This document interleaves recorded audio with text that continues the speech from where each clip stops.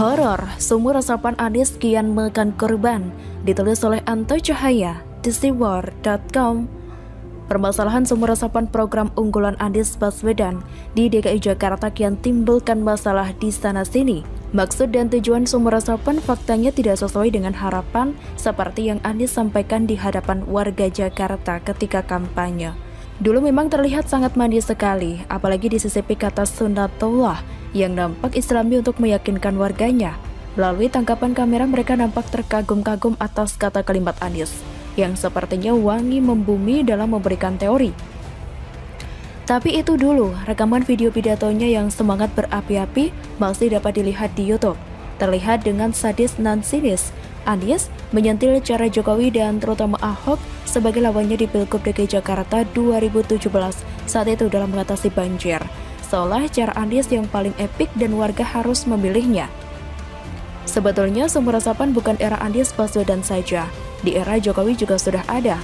Hanya saja cara eksekusi Anies dan Jokowi beda, seperti bumi dan juga langit. Mengapa sumur resapan era Gubernur Jokowi tidak bermasalah dan terbilang sukses mengurangi dampak genangan banjir? Dulu Jokowi membuat sumur resapan di kawasan hijau yang memang paling pas dan tepat untuk dibuat. Bahkan kedalamannya mencapai 60 meter. Jokowi bukan tipikal seorang pemimpin yang bossy, hanya duduk di belakang meja dan cukup menerima laporan anak buah. Tidak, Jokowi bukan tipe seperti itu. Ia akan ikut terjun dan mengawasi setiap proyek yang telah ia canangkan.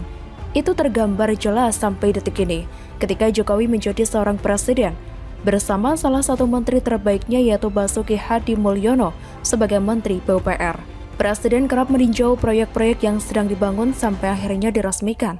Perhatikan, ia akan mengawal proyek tersebut. Bahkan, tidak segan kadang Presiden berpanas-panasan, berhujan-hujanan, nyemplung ke sawah, ke ladang, ke laut, bahkan jongkok bersama Menteri PUPR untuk sekedar mengecek kualitas infrastruktur yang sudah dikerjakan. Jarang pemimpin yang mau seperti ini, apalagi seorang presiden yang notabene orang nomor 1 di Republik ini. Ya, karena memang wataknya Presiden Jokowi demikian. Mari perhatikan, dulu awal-awal Presiden Jokowi sering dikatakan pencitraan, dan sekarang bagaimana? Yang mengatakan pencitraan rupanya capek sendiri, kalah dengan fakta. Mereka terdiam dan tidak bisa berbuat apa-apa. Bisanya hanya nyinyir saja. Selama ini Presiden tidak peduli, yang penting kerja, kerja dan kerja. Kepentingan rakyatnya jauh lebih utama daripada memikirkan para pembencinya. Lantas, bagaimana dengan Anies Baswedan? Jika dibandingkan Jokowi antara bumi dan langit, Anies Baswedan hanya pandai memoles dan juga ngeles. Ia bukan seorang eksekutor, tapi seorang konseptor. Tapi faktanya konseptor yang buruk. Salah satunya yang kadang bikin kesel publik, yaitu kaitannya dengan sumur resapan itu. Di era Anies, sumur resapan menjadi malapetaka. Bahkan sudah berubah menjadi ranjau darat bagi rakyat, dan ini bisa menjadi teror dan juga horor. Bagaimana tidak? Sumur resapan Anies bukan dibangun di kawasan hijau seperti Jokowi, tapi era Anies malah sebagian besar dibangun di trotoar dan juga bahu jalan. Akibatnya, jalan jadi pecah-pecah usai dibuat sumur resapan. Selain itu, kebanyakan antara penutup sumur resapan dan aspal juga tidak rata, sehingga banyak pengguna jalan yang menghindarinya. Jalan yang rusak akibat sumur resapan kemudian ditutup kembali dengan cara diaspal di atasnya lalu kembali dilubangi. Jadinya gali lubang tutup lubang berulang kali. Akhirnya menjadi meme di sudut-sudut ruang maya. Fix, jika sumur resapan Anies Baswedan yang telah menghabiskan anggaran ratusan miliar itu sama sekali tak memberikan dampak positif bagi banjir di Jakarta, tapi malah sebaliknya mendatangkan masalah baru. Jauh dari kata kalimat Anies yang mengatakan, saya biasa menyelesaikan masalah, bukan umbar masalah. Lainnya sumur resapan Anies timbulkan masalah dan umbar masalah. Maka tidak heran jika kemudian sumur resapan untuk anggaran tahun 2022 sudah tak ada lagi. Ya, semestinya demikian. DPRD DKI Jakarta bukan sekelompok keledai yang mau jatuh ke lubang yang sama, bukan? Sumur resapan Anies Baswedan bisa dikatakan hanya buang-buang duit rakyat. Ulangi. Hanya buang-buang duit rakyat. Satu sisi jadi bom waktu dan mencelakai warga ibu kota. Akhirnya terbukti. Diberitakan sumur resapan di kawasan Taman Bona Indah, Lebak Bulus, Jakarta Selatan ini jebol dilewati mobil. Apakah harus menunggu korban lebih parah lagi? Via Twitter pada Rabu 8 Desember 2021, seorang warga bernama Arnold Mamesa melaporkan peristiwa ini ke pemerintah Kota Jakarta Selatan, Dinas Sumber Daya Air Jakarta, hingga ke Gubernur Anies Baswedan. Lapisan atas sumur resapan itu jebol, terlihat tiang beton juga luluh lantak amblas ke bawah. Arnold Mamesa menyebut ini sebagai tragedi. Kejadian di atas jelas memalukan, menandakan jika pekerjaan sumur resapan Anies Baswedan asal-asalan tidak melalui kajian terlebih dahulu. Itu baru mobil pribadi. Bagaimana jika kendaraan yang jauh lebih berat? Seharusnya Anies Baswedan rajin turun ke jalan lakukan pengecekan. Fokus benahi Jakarta dengan kesungguhan. Jangan hanya pamer ini itu mengejar panggung saja di ruang-ruang tertutup dengan sorotan lampu yang gemerlap. Soal di atas bukan masalah kecil, itu masalah besar yang harus segera dievaluasi secara total. Jika tidak dalam waktu dekat akan kembali terjadi, dan apakah harus menunggu dulu ada korban nyawa? Pada akhirnya Pemprov DKI Jakarta hanya pandai menghambur-hamburkan uang rakyat saja. Celakanya DPRD DKI Jakarta yang semestinya memelototi eksekutifnya sepertinya lemah di kungkung kepentingan politik. Untuk sebuah proyek yang tak seberapa saja banyak timbulkan keruwetan yang tiada tara. Sampai pusing rakyat Indonesia membaca, melihat, dan menonton Birib Badut. Tak terbayang bagaimana jika ngurusnya atau diberi tanggung jawab mega proyek yang bertaraf nasional. Jika untuk perkara kecil saja tak mampu dikerjakan dengan baik, bagaimana juga diberi tanggung jawab yang lebih besar. Ini harus menjadi perhatian rakyat Indonesia. Dan rasanya sudah sangat sering semesta seperti sedang memberikan tanda murni tanpa rekayasa.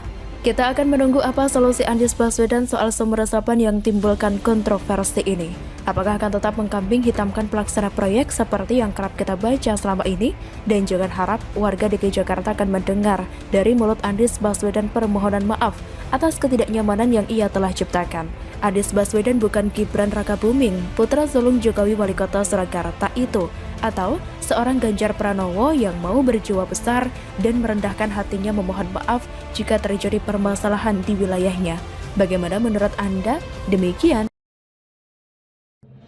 Saling gigit Munarman syarat BW orangnya Anies. Ditulis oleh Anto Cahaya di siwar.com. To the point ucapan ex juru bicara FPI Munarman dalam surat dakwaan di Pengadilan Negeri Jakarta Timur bisa berbuntut panjang, membuka borok di antara mereka. Pasalnya Munarman si sendal jepit belak-belakan menyebut nama ex wakil ketua KPK Bambang Wijoyanto atau BW di sidang dugaan tindak pidana pengacauan. Menanggapi hal itu, Direktur Rumah Politik Indonesia Fernando Emas mengatakan, sebaiknya pihak kepolisian mendalami hubungan Munarman dengan BW yang sangat dipuji oleh Munarman pada kegiatan tablik akbar sebagai dukungan terhadap ISIS. Polisi perlu mendalami apakah BW merupakan bagian dari perjuangan Munarman, sehingga melakukan pujian kepada BW di hadapan peserta kegiatan tablik akbar tersebut, kata Fernando kepada awak media pada Jumat 10 Desember. Sebab, menurutnya kalau tidak ada hubungan antara BW dengan perjuangannya, Munarman tidak akan begitu saja memuji-muji BW. Pengamat ini menduga ada maksud di balik pujian tersebut. Seolah-olah Munarman ingin memperkenalkan bahwa BW merupakan bagian dari pergerakan mereka. Katanya, Fernando mengatakan, di pihak BW, dia juga seharusnya segera melakukan klarifikasi mengenai hubungan dengan Munarman. Apakah terlibat atau tidak terhadap pergerakan Munarman? Katanya, saya kiranya sependapat dengan pengamat. Ya memang, jika tak ada hubungan spesial, mengapa memuji di persidangan? Maka dengan kata lain, Munarman hendak menyampaikan pesan yang tersirat. Dan kita yakin pihak kepolisian tentu sudah mengetahui hal tersebut. Berdasarkan bukti-bukti yang sudah di tangan penyidik, jika memang ada keterlibatan, buka saja ke publik. Masyarakat sejauh ini sudah lebih percaya ke Polri. Angka 80% tingkat kepercayaan pada survei adalah buktinya. Maka, dengan demikian masyarakat berharap penuh pada aparat dalam hal ini Polri untuk mengungkap. Munarman yang sebelumnya diketahui sebagai ex-sekjen Front Pembela Islam ini dengan demikian menggunakan FPI sebagai kendaraannya untuk sebuah tujuan yang mengerikan. Ia salah satu sosok yang kontroversial dan hobi siram minuman ke lawan bicaranya, sebuah pribadi yang jauh dari kata beradab. Dan sudah barang tentu sikapnya sudah sesuai dengan organisasi yang menaungi dirinya yaitu ex-FPI satu frekuensi. Ditangkap dan diseratnya Munarman bisa menjadi pintu masuk kepolisian untuk menggali lebih dalam. Saya yakin itu alur alat elektroniknya pasti terlihat kemana saja terhubung. File-file yang ia simpan dengan tingkat keamanan yang tinggi juga sudah pasti dapat diurai tim cybercrime Polri. Itu mah mudah, jangankan soal file. Munarman sedang di hotel bersama wanita dulu, tak ketahuan juga. Masih ingat kan? Jauh sebelumnya sebuah video berjudul Balada Cinta Sekjen FPI 20 jam bersama Lili Sofia dengan durasi 1 menit 29 detik viral di media sosial. Bahkan sampai trending di Twitter dengan caption Lili Sofia, meski kemudian alasannya bersama istri keduanya. Lucu, tapi ya itulah kelakuan kelompok ekstremis. Kasus Munarman ini sekali lagi dapat membuka tabir.